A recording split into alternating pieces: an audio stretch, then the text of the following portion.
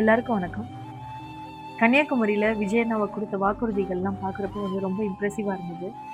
இத ஒரு ரீகிரியேஷன் மாதிரி எனக்கு தெரியுது. ஏன்னா விஜயகாந்த் சார் கிட்ட இதே வாக்குறுதிகள நான் அந்த ஸ்பீச்ல நான் ஃபர்ஸ்ட் நான் பார்த்து அவர இம்ப்ரெஸ் ஆன ஒரு விஷயம் என்னன்னா, இந்த வாக்குறுதிகள்ல ஒரு சில வாக்குறுதிகள் அண்ணா சொன்ன விஷயத்துல இந்த பட்ஜெட் விஷயத்துலலாம் விஜயகாந்த் சார் சொன்னது டிரான்ஸ்பரண்டா இருக்கணும். பட்ஜெட்லாம் தமிழ்நாடு பட்ஜெட் டிரான்ஸ்பரண்டா மக்களுக்கு தெரியணும் அப்படிங்கிற விஷயத்த கரெக்ட்டா சொல்லியிருந்தாரு.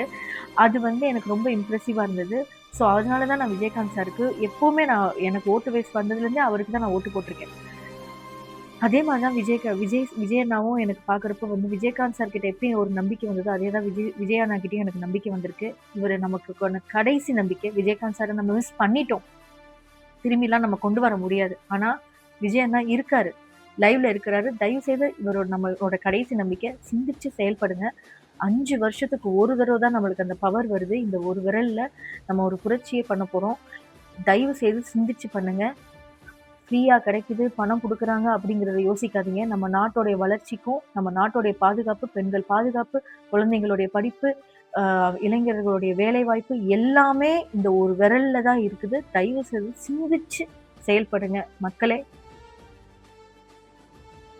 கன்னியாகுமரியில அண்ணா வாக்குறுதிகள் குடுத்துருக்காங்கல்ல, அந்த வாக்குறுதிகள் என்னென்ன அப்படிங்கிறத ஃபுல் எக்ஸ்பிளனேஷனோட ஒரு வீடியோ போட்டிருக்கேன். அத நீங்க ஃபுல்லா பார்க்கணும் அப்படின்னா, கீழ இருக்கிற லிங்க் பட்டன பிரஸ் பண்ணுங்க. நல்லதே நினைப்போம், நல்லதே நடக்கும். வெற்றி நிச்சயம். நான் தன்னந்தனியாளு நீ நம்ம பாரு கொஞ்சம் நவுந்தேன்னா